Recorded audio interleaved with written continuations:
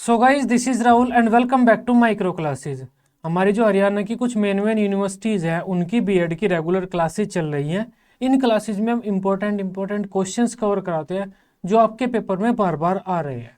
आज का हमारा सब्जेक्ट रहेगा असेसमेंट फॉर लर्निंग। इस सब्जेक्ट की ये थर्ड क्लास है। आज का हमारा टॉपिक रहेगा आकलन। असेसमेंट किसे कहते हैं? इससे पहले हमने मूल्यांकन पढ़ लिया है, तो मूल्यांकन की तरह का ही होता है आकलन।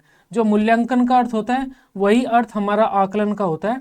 बस मूल्यांकन और आकलन में हल्का सा डिफरेंस होता है, वो मैं आपको बाद में बताऊंगा। तो आकलन का क्या अर्थ होता है, कितने प्रकार होते हैं आकलन के, और इसके कुछ सिद्धांत।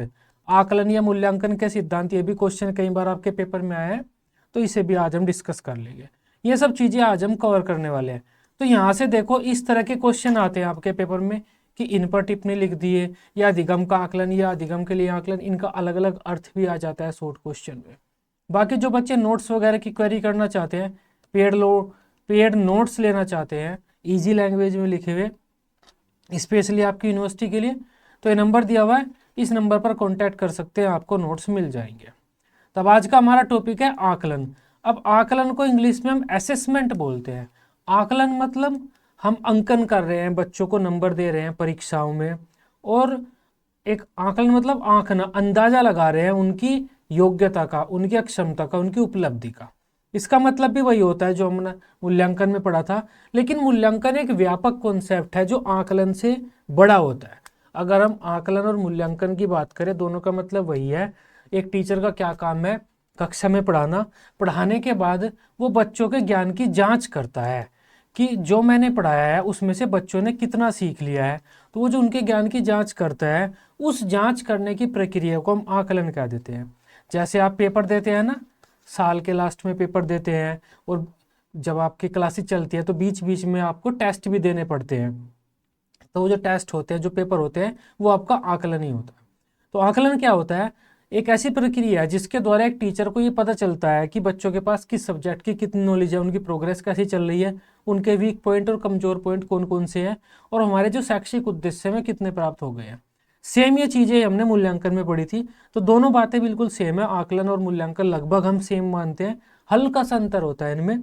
मूल्यांकन व्यापक होता है, आकलन मूल्यांकन की तुलना में इतना ज्यादा व्यापक नहीं होता। मूल्यांकन में हम जो बच्चे के नंबर आए हैं, उसकी रुचि, योग्यता, उसकी आर्थिक स्थिति, सामाजिक स्थिति, धार्मिक स्थिति, उन सबसे तुलना करते हैं मूल्यांकन में। आकलन में हम इतना नहीं करते, बस जो बच्चे के नंबर आए हैं डायरेक्ट उनको यूज करते हैं, उनसे अर्थ निकालते हैं, और हमें पता चल जाता है कि बच्चे की किस सब्जेक्ट में कितनी योग्यता है। तो चलो इसके बारे में थोड़ा सा पढ़ते हैं। शिक्षण अधिगम प्रक्रिया के दौरान एक शिक्षक छात्रों को विभिन्न तथ्यों का ज्ञान कराकर उनका सर्वांगीण विकास करना चाहता है और शैक्षिक उद्देश्यों की प्राप्ति चाहता है। इसके लिए समय समय पर उसे जानने की आवश्यकता पड़ती है कि छात्रों ने कितना ज्ञान ग्रहण कर लिया है और उनके व्यवहार में कितना परिवर्तन आ गया है, तथा कितने शैक्षिक उद्देश्य प्राप्त किए जा चुके हैं। एक शिक्षक द्वारा ये सब जानने की प्रक्रिया ही आकलन कहलाता है।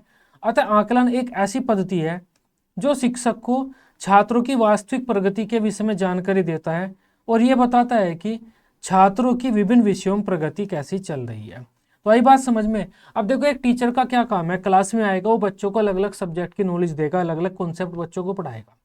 तो जब वो पढ़ाता है, टाइम टाइम पर उसे जानने की जरूरत पड़ती है एक शिक्षक को कि जो मैं पढ़ा रहा हूँ वो बच्चों की समझ में आ रहा है या नहीं आ रहा, या जो मैंने पढ़ाया है उसमें से बच्चों ने कितना सीख लिया है, या फिर कितने शैक्षिक उद्देश्य प्राप्त हो चुके हैं। बात वही है, अलग अलग तरह से हम कह सकते हैं। तो एक टीचर को जानने की जरूरत पड़ती है कि जो उसने पढ़ाया है वो बच्चों ने कितना सीख लिया है। अब उस चीज को जानने के लिए एक टीचर बच्चों का टेस्ट ले सकता है, एग्जामिनेशन कंडक्ट करा सकता है, या बच्चों से कुछ वर्बली 3-4 क्वेश्चन पूछ सकता है, कोई किसी भी तरीके से वो पता कर सकता है। तो एक टीचर की ये जानने की प्रक्रिया ही आकलन कहलाती है। आकलन की प्रक्रिया के द्वारा ही टीचर को पता चलता है कि जो उसने पढ़ाया है उसमें से बच्चों ने कितना सीख लिया है, कितने शैक्षिक उद्देश्य प्राप्त हो गए हैं, और आगे की प्लानिंग उसे कैसे करनी है, वो सब उसे पता चलता है। आकलन के लिए हम क्या करते हैं? बच्चों का टेस्ट लेते हैं पहले, कोई इस तरह से एग्जामिनेशन लेंगे, मुख्य रूप से एग्जामिनेशन लेते हैं हम इसमें। एग्जामिनेशन लेंगे बच्चों का और उसमें बच्चों को नंबर देंगे। ये प्रक्रिया क्या होती है? मापन कहलाती है। क्योंकि मापन क्या होता है? शैक्षिक मापन क्या होता है? बच्चों का कोई टेस्ट लेकर उसमें नंबर रखने की प्रक्रिया को हम शैक्षिक मापन कहते हैं। तो शैक्षिक मापन के बाद हमारे पास आंकड़े आ जाते हैं कि इस बच्चे के मैथ में इतनी नंबर आए हैं इंग्लिश में इतने, फिजिक्स में इतने, हिंदी में इतने, केमिस्ट्री में इतने। तो शैक्षिक मापन के बाद हमारे पास आंकड़े आ जाते हैं, बच्चों का टेस्ट लेने के बाद हमारे पास आंकड़े आ जाते हैं। अब उन आंकड़ों का मीनिंग निकालते हैं हम, आकलन करते हैं। आकलन मतलब आंकना, उन आंकड़ों का मीनिंग निकालते हैं। उन आंकड़ों से हम आंकते हैं कि उस बच्चे के पास उस सब्जेक्ट की कितनी नॉलेज है। मैथ में 10 में से 8 नंबर है, बच्चे के पास उसकी काफ़ी नॉलेज है। इंग्लिश में 10 में से 2 नंबर, बच्चे के पास उसकी इंग्लिश की इतनी ज़्यादा नॉलेज नहीं है। तो उन आंकड़ों से हम अंदाज़ा लगाते हैं कि उस सब्जेक्ट की बच्चों के पास कितनी नॉलेज है। यही प्रक्रिया हमारी आकलन कहलाती है। आकलन में हम बच्चों का टेस्ट लेकर नंबर आ जाते हैं, नंबरों से हम अंदाज़ा लगाते हैं कि उस बच्चे के पास उस सब्जेक्ट की कितनी नॉलेज है। इससे हमें बच्चे की उपलब्धि के बारे में पता चल जाता है कि उस सब्जेक्ट में बच्चे की कितनी उपलब्धि चल रही है, उसकी बच्चे की प्रगति कैसी चल रही है, मेहनत कर रहा है वो, ये नहीं कर रहा, या उस बच्चे के कमज़ोर पॉइंट कौन कौन से हैं। इससे टीचर और बेहतर तरीके से उस बच्चे को आगे शिक्षण कराता है। तो यही हमारा आकलन है। सेम चीज़ें आपने मूल्यांकन में भी पढ़ी होंगी, ये भी यहाँ पर लिखा हुआ है। बट डिफरेंस ये है, मूल्यांकन में हमने पढ़ा था कि जो आंकड़े आए हैं वे आंकड़ों की तुलना हम करेंगे बच्चे की रुचि कितनी है, कौन से सब्जेक्ट में है, उसकी उपलब्धि स्तर पहले कितना था, या उसकी आर्थिक स्थिति, सामाजिक स्थिति कैसी है, धार्मिक स्थिति कैसी है, सांस्कृतिक स्थिति कैसी है, फिजिकली बीमार रहता है वो नहीं रहता है। तो वे सारे एस्पेक्ट सोचकर हम कोई एक डिसीजन बनाते हैं। तो मूल्यांकन एक व्यापक प्रत्यय है, लेकिन आकलन में इतना डीप नहीं जाते हम। सिंपल से हमारे पास आंकड़े आते हैं, उन आंकड़ों से हम मीनिंग निकाल लेते हैं कि ठीक है इस बच्चे के पास इस सब्जेक्ट की इतनी नॉलेज है, उस सब्जेक्ट की इतनी नॉलेज नहीं है। तो आगे इस बच्चे के ये कमज़ोर बिंदु है, ये मजबूत बिंदु है। जो कमज़ोर बिंदु हैं उन्हें हम आगे और अच्छे से पढ़ाएंगे। आई बात समझ में? तो आम भाषा में जो आप पेपर वगैरह, आपके पेपर वगैरह होते हैं ना, स्कूल में आप पेपर वगैरह देते होंगे, वो आपके पेपर आकलन ही होता है, आपका मूल्यांकन ही होता है। जो अभी आप बीएड कर रहे हैं तो बीएड में आपके सेशनल एग्जामिनेशन आएंगे, ईयरली एग्जामिनेशन आएंगे, एनुअल एग्जामिनेशन, तो वो आपका मूल्यांकन ही होता है। अब मूल्यांकन करने के कई तरीके होते हैं। पहला तो सिंपल सा ही है, परीक्षा ले लो, छोटा सा कोई टेस्ट ले लो, वर्बली हम मूल्यांकन कर सकते हैं, कुछ क्वेश्चन आंसर कर सकते हैं। इसके अलावा हम बच्चों को कोई काम करने के लिए दे सकते हैं, वो काम देख सकते हैं। उस काम के आधार पर भी हम बच्चों को नंबर दे सकते हैं कि इस नंबर 10 में से 5 नंबर, और उन नंबरों के आधार पर हम बच्चों की योग्यताओं का अंदाजा लगा सकते हैं कि उस सब्जेक्ट में बच्चे की उपलब्धि कैसी चल रही है। उपलब्धि से मतलब कितनी नॉलेज उस सब्जेक्ट में बच्चे को है, तो उस सब्जेक्ट में बच्चे की उपलब्धि कैसी चल रही है, उसकी योग्यताएं कितनी है, वगैरह वगैरह। तो आकलन के द्वारा हमें पता चलता है जो एक टीचर पढ़ा रहा है उसमें से बच्चे कितना सीख रहे हैं। अब मूल्यांकन के हमने प्रकार पढ़े थे, ठीक ऐसे ही हमारे आकलन के आप प्रकार कह लो, आकलन के प्रतिमान कह लो, कुछ भी कह लो, अलग अलग जगह अलग अलग चीज़ें मिलती है। तो आकलन के प्रतिमान या आकलन के प्रकार, कुछ भी कह सकते हो आप। पैटर्न्स ऑफ असेसमेंट, अब देखो आकलन को भी हम 4 प्रकारों में बांटते हैं या 4 प्रतिमानों में बांटते हैं। जैसे मूल्यांकन को 2 में, 2 या 3 में। देखो मूल्यांकन मुख्य तरह से 2 प्रकार का होता है, फॉर्मेटिव और हमारा समेटिव। लेकिन एक हमने इसमें डायग्नोस्टिक जोड़ दिया है जो इसका मुख्य भाग नहीं होता, लेकिन हाँ हम इसमें जोड़ देते हैं। और आकलन हमारा 4 तरह से होता है, 4 प्रकार का होता है। ये रहा अधिगम के लिए आकलन, अधिगम का आकलन, अधिगम में आकलन और अधिगम के रूप में आकलन। थोड़ा सा डिफिकल्ट लगेगा आपको तो आसान बना देता हूँ। ये पहले पॉइंट और ये दूसरा पॉइंट, ये दोनों रट लो आप। ये दोनों आपके बीएड में काम करेंगे, ये वाला और ये वाला सीटेट यूपीटेट में काम करेगा, आपकी बीएड में नहीं आता ये। बस ये जो पहले 2 हैं ये दोनों रट लो, इनसे आपका काम चल जाएगा। सबसे पहले बात कर लेते हैं अधिगम के लिए आकलन। इसे हम अधिगम हेतु आकलन भी बोलते हैं, असेसमेंट फॉर लर्निंग बोलते हैं इसे। अब देखो हमने रचनात्मक मूल्यांकन पढ़ा था, फॉर्मेटिव इवैल्यूएशन, अगर आपके याद हो। मूल्यांकन 2 प्रकार का होता है, रचनात्मक मूल्यांकन, योगात्मक मूल्यांकन। रचनात्मक मूल्यांकन में तो हम पढ़ाने से पहले और पढ़ाते टाइम मूल्यांकन करते हैं, और योगात्मक मूल्यांकन में हम पढ़ाने के बाद मूल्यांकन करते हैं। तो सेम चीज़ें यहाँ पर है। जो अधिगम के लिए आकलन है इसमें हम पढ़ाने से पहले और पढ़ाते टाइम आकलन करेंगे बच्चों का। और अधिगम का आकलन, ये दूसरे वाला पॉइंट, ये अधिगम का आकलन, इसमें हम क्या करेंगे, पढ़ाने के बाद आकलन करेंगे। बिल्कुल सेम है, जो चीज़ें आपने वहाँ पर मूल्यांकन में पढ़ी थी वो सेम चीज़ें आप यहाँ पर आकलन में, इसमें आकलन में भी लिख सकते हैं। ठीक है। अब देखो हमारा क्या काम है, बच्चों को पढ़ाना। पढ़ाने के बाद हम ये जानना चाहते हैं कि जो हमने पढ़ाया है, या पढ़ाने के साथ साथ भी हमें ये जानने के प्रयास करना पड़ता है कि जो हम पढ़ा रहे हैं वो बच्चों की समझ में भी आ रहा है या नहीं आ रहा। इस प्रक्रिया को हम आकलन कह देते हैं। आकलन के द्वारा हमें पता चलता है कि जो हम पढ़ा रहे हैं बच्चों की समझ में आ रहा है या नहीं आ रहा है, या फिर बच्चों ने उसमें से कितना समझ लिया है, बच्चों के पास उस सब्जेक्ट की कितनी नॉलेज हो गई है। टेस्ट वगैरह लेकर हम ये चीज़ें कर लेते हैं। अब एक टीचर का क्या काम है, बच्चों को पढ़ाना। वो क्लास में आता है एक टीचर, और क्लास में आने के बाद सबसे पहले वो बच्चों का आकलन ही करता है। आकलन करने से एक टीचर को पता चलता है कि बच्चों की करंट नॉलेज कितनी है। उस करंट नॉलेज के आधार पर टीचर बच्चों को पढ़ाता है, ठीक है। और उसके बाद वो पढ़ाना शुरू कर देता है। जब टीचर पढ़ाता है तो पढ़ाते टाइम भी वह बच्चों का बीच बीच में आकलन करता रहता है। इससे उस टीचर को पता चलता है कि जो वो पढ़ा रहा है क्या बच्चों की समझ में आ रहा है या नहीं आ रहा है। तो इन दोनों टाइम जो वो आकलन करता है, उस आकलन को हम अधिगम के लिए आकलन बोलते हैं। अधिगम के लिए आकलन मतलब अधिगम का मतलब होता है सीखना। बच्चे सीख रहे हैं और बच्चों के सीखने, बच्चों के अधिगम के लिए आकलन कर रहे हैं हम, इसका मतलब ये होता है। ठीक आई बात समझ में। अब इस आकलन का उद्देश्य ये होता है बच्चों की करंट नॉलेज और करंट ज्ञान को प्राप्त करके अपने टीचिंग स्टाइल में इंस्टेंट चेंज करना। अपने शिक्षण अधिगम प्रक्रिया में बच्चों को सिखाने के तरीके में तुरंत चेंज करना। अब एक टीचर क्लास में जब पढ़ाता है और बच्चों का मूल्यांकन करके तुरंत अपने पढ़ाने के तरीके में वो चेंज कर लेता है, उस आकलन को हम क्या कहते हैं, अधिगम के लिए आकलन कहते हैं।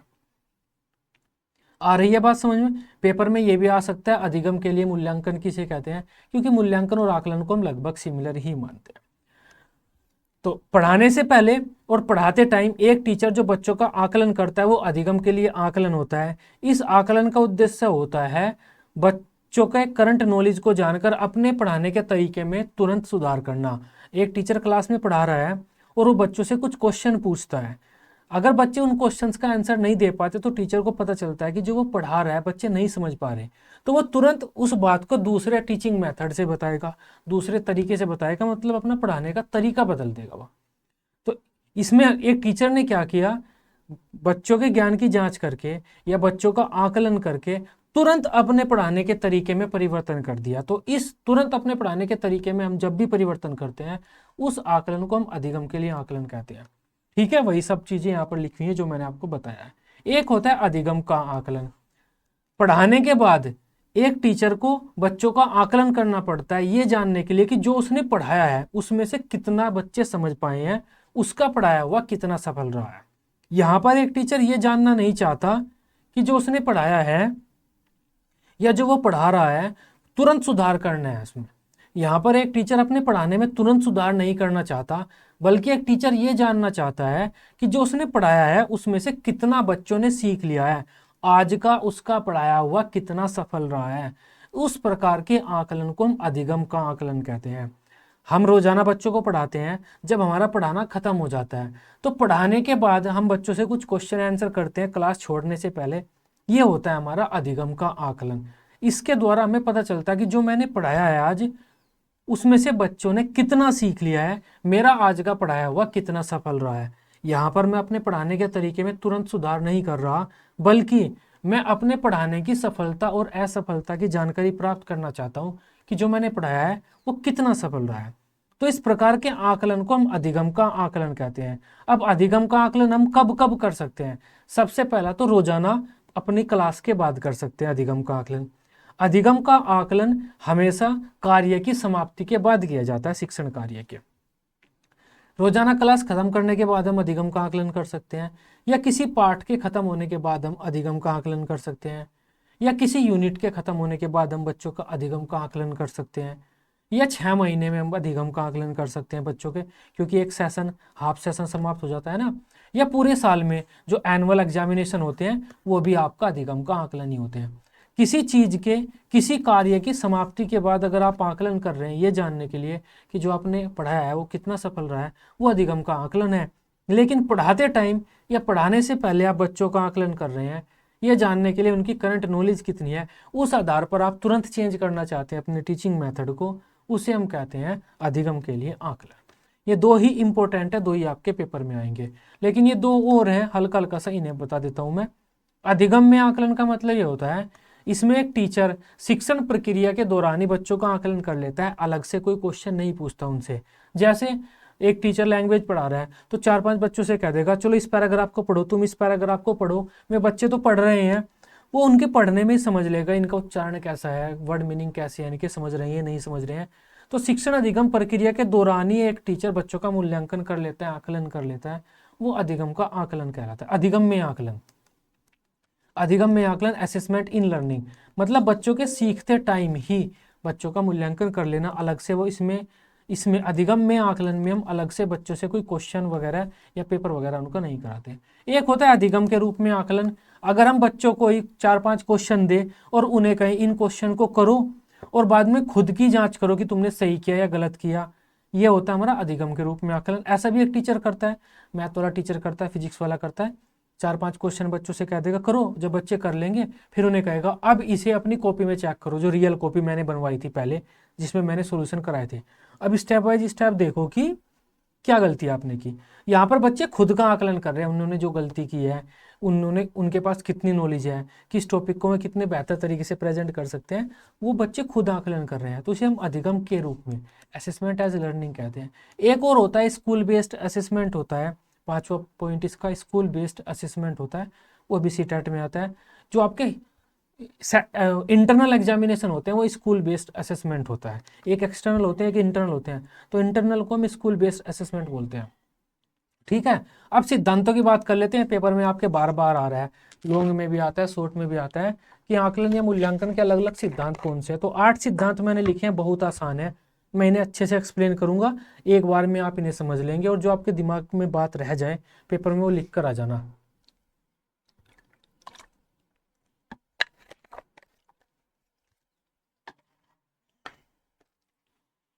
चलिए, आकलन तथा मूल्यांकन के सिद्धांत, principle of assessment and evaluation. आकलन के सिद्धांत आए या मूल्यांकन के सिद्धांत आए, कुछ भी आए सेम लिख देना। जब भी हम बच्चों का आकलन या मूल्यांकन करते हैं तो कुछ सिद्धांतों का हमें पालन करना पड़ता है।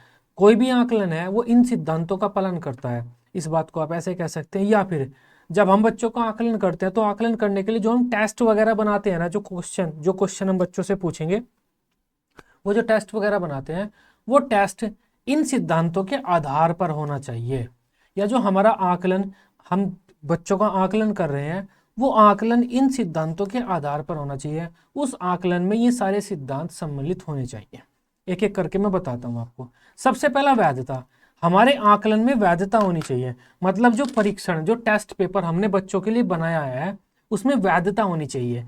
देखो टेस्ट पेपर कहीं आप परीक्षण कहीं आकलन कहीं मूल्यांकन कहीं लगभग यहाँ पर मतलब एक ही निकलता है, क्योंकि टेस्ट पेपर परीक्षण के द्वारा ही तो हम बच्चों की जांच कर रहे हैं ज्ञान की। परीक्षा में जो प्रश्न पत्र हमने बनाया उसके द्वारा ही तो ज्ञान की जांच कर रहे हैं, उसके बाद ही तो हमारा आकलन और मूल्यांकन की प्रक्रिया आती है, आधार तो वही रहता है। तो जो आकलन या मूल्यांकन हम बच्चों का कर रहे हैं उसमें वैधता का गुण होना चाहिए। वैधता मतलब वैलिडिटी, मतलब जिस ज्ञान या बच्चों की जिस योग्यता का जांच करना चाहते हैं हम उस परीक्षण के द्वारा या उस मूल्यांकन के द्वारा, उसी ज्ञान की जांच होनी चाहिए, उसी योग्यता की।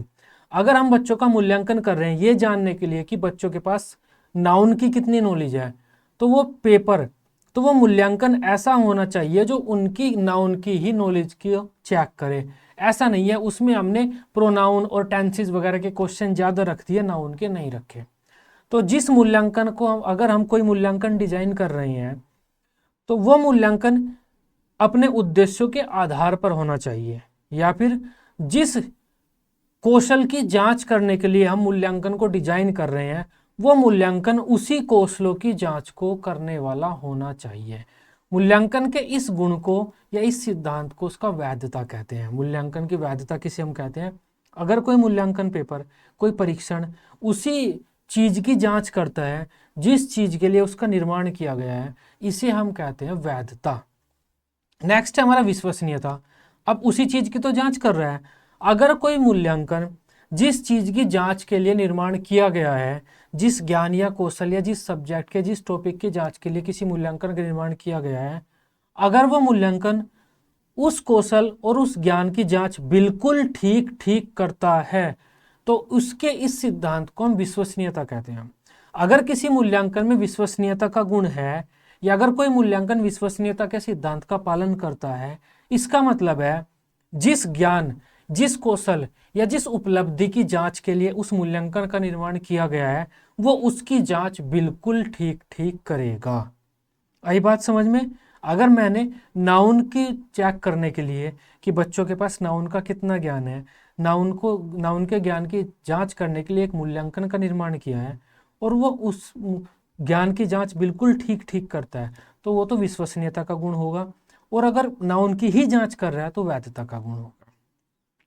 अब विश्वसनीयता की जांच हम कैसे करते हैं? अगर एक परीक्षण को बार बार बच्चों पर प्रसारित कर रहे हैं हम, तो अगर बच्चों के सेम नंबर आ रहे हैं तो इसका मतलब है विश्वसनीय है वो परीक्षण, बच्चों के ज्ञान की जांच ठीक ठीक कर रहा है वो।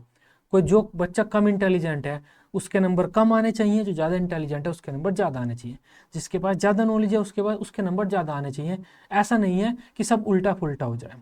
तो वैधता का मतलब उसी ज्ञान की जांच करे जिसके लिए बनाया है। विश्वसनीयता का मतलब उस ज्ञान की ठीक ठीक जांच करे, जितना जिस बच्चे के पास ज्ञान है उतना हमें बता दे कि इसके पास कम, उसके पास थोड़ा ज्यादा, उसके पास थोड़ा ज्यादा, उसके पास सबसे ज्यादा। नेक्स्ट है हमारा वस्तुनिष्ठता। वस्तुनिष्ठता का मतलब होता है हमारे आकलन परीक्षण पर, मूल्यांकन परीक्षण पर शिक्षक के व्यक्तिगत दृष्टिकोण का फर्क नहीं पड़ना चाहिए। जो हमारा आकलन है या जो हमारा परीक्षण है उसकी जांच कौन कर रहा है, कौन टीचर कर रहा है, उसका प्रभाव नहीं पड़ना चाहिए हमारे आकलन पर, हमारे परीक्षण पर, हमारे मूल्यांकन पर। इस सिद्धांत को हम मूल्यांकन का वस्तुनिष्ठता का सिद्धांत बोलते हैं। वस्तुनिष्ठता मतलब ऑब्जेक्टिविटी। मान लेते हैं मैंने बच्चों के एक टेस्ट पेपर लिया बच्चों का, उस पेपर में मैंने बच्चों के नंबर रखे, बच्चों के अलग अलग नंबर आए। लेकिन अगर उसी टेस्ट पेपर की जांच कोई दूसरा टीचर करता है और बच्चों के नंबर बदल जाते हैं, और तीसरा टीचर करता है तो भी बच्चों के नंबर बदल जाते हैं, तो इसका मतलब उस टेस्ट पेपर में या उस मूल्यांकन में वस्तुनिष्ठता का गुण नहीं है और वस्तुनिष्ठता के सिद्धांत को पालन नहीं करता। मूल्यांकन हमें हमारा वस्तुनिष्ठता का भी गुण होना चाहिए। मतलब टीचर, एग्जामिनर कोई भी परीक्षण की जांच करे, बच्चों के नंबर, बच्चों के द्वारा प्राप्त किए गए अंक हमेशा समान बने रहने चाहिए। अब इस वस्तुनिष्ठता के सिद्धांत के आधार पर ही हम आजकल ऑब्जेक्टिव क्वेश्चन, वस्तुनिष्ठ प्रश्नों का प्रयोग करते हैं एमसीक्यू टाइप में, सही गलत टाइप में, वन लाइनर वाले या मैचिंग वाले। इस तरह से जो एमसीक्यू टाइप में क्वेश्चन यूज कर रहे हैं ना, वे ऑब्जेक्टिव क्वेश्चन ही तो है। ऑब्जेक्टिव क्वेश्चन किसे कहते हैं? जिसका एक फिक्स उत्तर होता है। अब जिस बच्चे ने सही टिक लगाया है उसके पूरे नंबर, जिसने गलत टिक लगाया है उसके पूरे नंबर कट गए। तो कॉपी चाहे कोई भी चेक करे, टीचर करे, कंप्यूटर करे, कोई करे, बच्चे के नंबर समान रहेंगे।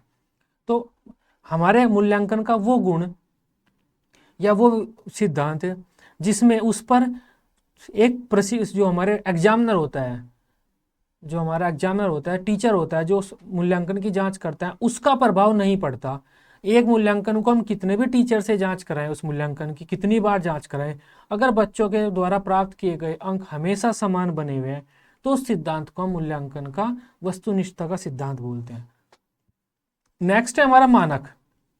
अब देखो, हमारा मूल्यांकन का कोई आधार बिंदु नहीं होता जहां से हम उसकी शुरुआत कर सकते हैं। अगर मैंने बच्चों का टेस्ट लिया और उसमें मैंने बच्चों को नंबर दे दिए कि 0 1 2 3 4 5 6 7 8 10 में से आपके ये नंबर आए हैं, तो उसका कोई आधार बिंदु नहीं है कि जहां से हमें पता चले कि इस बच्चे की परफॉर्मेंस कैसी है। तो हम क्या करते हैं, मानक निर्धारित करते हैं उस परीक्षण के। मानक निर्धारित करने के अलग अलग तरीके हैं। सबसे आसान तरीका ये है मानक निर्धारित करने का कि जितने भी बच्चों का टेस्ट हुआ है उसका मध्यमान ले लेते हैं। हमने मान लेते हैं बच्चों का टेस्ट लिया, 10 में से नंबर दिए उन्हें, तो 2 3 4 5 6 7 8 9 इस तरह से बच्चों के नंबर आए, तो उनका मध्यमान मान लो 7 आया।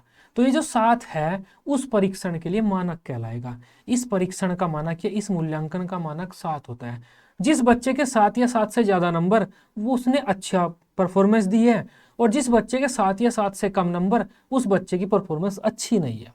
तो ये जो 7 है ये आधार बिंदु का काम करेगा। इस 7 के आधार पर हम हर बच्चे के नंबरों की व्याख्या कर सकते हैं। तो ये क्या होता है, मानक। तो मूल्यांकन का सिद्धांत एक मानक का सिद्धांत भी होता है। मतलब मूल्यांकन के मानक भी हमें ज्ञात करने होते हैं और मूल्यांकन के मानक ज्ञात होने चाहिए।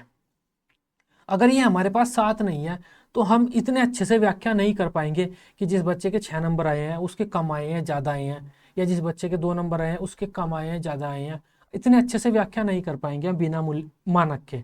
अगर मानक है तो हम बेहतर ढंग से व्याख्या कर सकते हैं। नेक्स्ट है लचीलापन।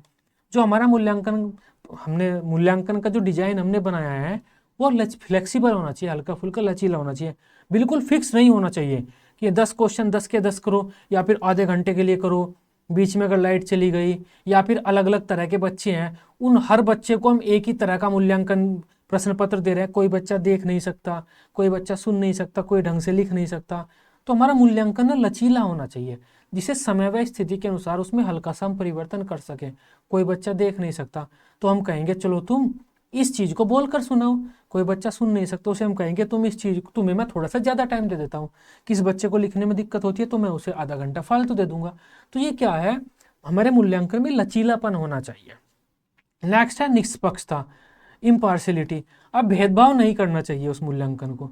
जो मूल्यांकन हमने परीक्षण बनाया है वो भेदभाव नहीं होना चाहिए। मान लो अगर मैं बच्चों का टेस्ट ले रहा हूँ एक, उसमें मैंने फिजिक्स केमिस्ट्री मैथ के क्वेश्चन रखे उस टेस्ट में, तो कुछ बच्चों का फिजिक्स बढ़िया, कुछ का मैथ बढ़िया, किसी केमिस्ट्री बढ़िया, लेकिन मैंने उसमें ज़्यादातर मैथ के क्वेश्चन रख दिए और फिजिक्स और केमिस्ट्री के कम रखे। तो जिन बच्चों का फिजिक्स और केमिस्ट्री बढ़िया, उन्हें तो ऐसा लगेगा ना हमारे साथ भेदभाव हो गया। तो मूल्यांकन में भेदभाव नहीं होना चाहिए। मूल्यांकन का निर्माण हमें इस तरह से करना चाहिए कि उसमें भेदभाव न हो, किसी भी बच्चे को ऐसा न लगे उसके साथ भेदभाव हुआ है। यहाँ पर भी हमें बच्चे की क्षमता का, हैंडीकैप वगैरह का ध्यान रखना पड़ता है। जो बच्चा देख नहीं सकता, सुन नहीं सकता, उसे हमें एक्स्ट्रा टाइम देना पड़ेगा। हो सकता है एक एक्स्ट्रा बच्चा भी उसके साथ हमें रखना पड़े जो उसकी मदद करे लिखने वगैरह में। टॉपिक बताएगा नहीं, वो आंसर नहीं बताएगा, बस मदद करेगा जनरली। तो मूल्यांकन हमें इस तरह से डिजाइन करना है, कोई किसी बच्चे को ऐसा ना लगे कि उसके साथ भेदभाव हुआ है। नेक्स्ट है निरंतरता। मूल्यांकन हमारा निरंतरता के सिद्धांत का पालन करता है। मतलब मूल्यांकन ऐसा नहीं होता कि साल में हम बच्चे का 1 या 2 बार ही करेंगे। मूल्यांकन बच्चे का निरंतर चलता रहता है। जब भी टीचर क्लास में आता है तभी वो उनसे 2-3 क्वेश्चन पूछ लेता है, और जो 2-3 क्वेश्चन वो पूछ रहा है वो बच्चों का मूल्यांकन या आकलन ही तो कर रहा है वो बच्चों का। तो मूल्यांकन निरंतरता का पालन करता है। पूरे साल भर लगातार बच्चे का आकलन या मूल्यांकन होता रहता है। नेक्स्ट है व्यापकता। हमारे आकलन में व्यापकता का सिद्धांत भी होना चाहिए। व्यापकता का मतलब ब्रॉड, उसमें काफी सारे कॉन्सेप्ट शामिल हो। अगर मैं बच्चों का आकलन कर रहा हूँ और खाली मैंने बस नाउन का किया तो वो इतना अच्छा प्रभावी नहीं माना जाता। जैसे मैं आकलन कर रहा हूँ, फिजिक्स के पूरे सब्जेक्ट का किया मैंने, अलग अलग कॉन्सेप्ट उसमें रखे, तो वो ब्रॉड हो गया ना, ब्रॉड कॉन्सेप्ट हो गए उसमें। तो व्यापकता का गुण होना चाहिए आकलन में। इसके अलावा हम बच्चों की बुद्धि का आकलन करते हैं बस, कि उनके पास बच्चों की बुद्धि कितनी है, ज्ञान, उन्होंने सब्जेक्ट की नॉलेज कितनी है। एक्टिविटी का आकलन नहीं करते, उनके इमोशनल डेवलपमेंट का आकलन नहीं करते हम, बच्चों के फिजिकल डेवलपमेंट का आकलन नहीं करते हम, बस उनके मेंटल डेवलपमेंट का करते हैं। इसके अलावा सोशल डेवलपमेंट हो गया, इमोशनल डेवलपमेंट तो शायद आ गया, हमारा मोरल डेवलपमेंट हो गया। तो विकास के काफ़ी सारे पक्ष होते हैं। हम बच्चों के सिर्फ बौद्धिक पक्ष का ही तो आकलन करते हैं पेपर पेंसिल टेस्ट के द्वारा। किस चीज़ का आकलन करते हैं, बुद्धि का ही तो आकलन करते हैं कि इस सब्जेक्ट की कितनी नॉलेज है। क्या पता मैं इमोशनली अच्छे हो या ना हो, क्या पता मैं उस काम को करना जानते ही हो या ना हो। तो फिजिकली और हमारा इमोशनली, मोरल, संवेगात्मक, हमारा सामाजिक विकास, तो हर पक्ष का आकलन हमें बच्चों का करना चाहिए। तो उसे ही हम कहते हैं व्यापकता। हमारा आकलन व्यापक होना चाहिए, काफ़ी सारे कॉन्सेप्ट कवर करे, वो एक छोटे से कॉन्सेप्ट पर आधारित न हो।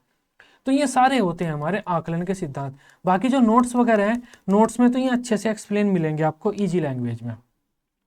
तो ये आज की हमारी क्लास थी। आई होप इस क्लास को आप बेहतर तरीके से समझ पाए होंगे। टॉपिक अच्छा लगा हो आप इसे अपने ग्रुप्स वगैरह में शेयर कर सकते हैं। बाकी जो बच्चे नोट्स लेना चाहते हैं, नंबर दिया हुआ है, इस नंबर पर कॉन्टैक्ट कर लीजिए। हर बच्चे के कमेंट का रिप्लाई नहीं कर पाता मैं, यहाँ पर नंबर है, यहाँ से नंबर देकर आप डायरेक्ट व्हाट्सएप कर सकते हैं मुझे। तो वीडियो आपको अच्छी लगी हो आप इसे अपने दोस्तों के साथ शेयर कर सकते हैं। इसी तरह से अपने सभी सब्जेक्ट की डेली रेगुलर क्लासेस लेने के लिए आप इस चैनल को सब्सक्राइब कर सकते हैं। Till then, bye bye, take care.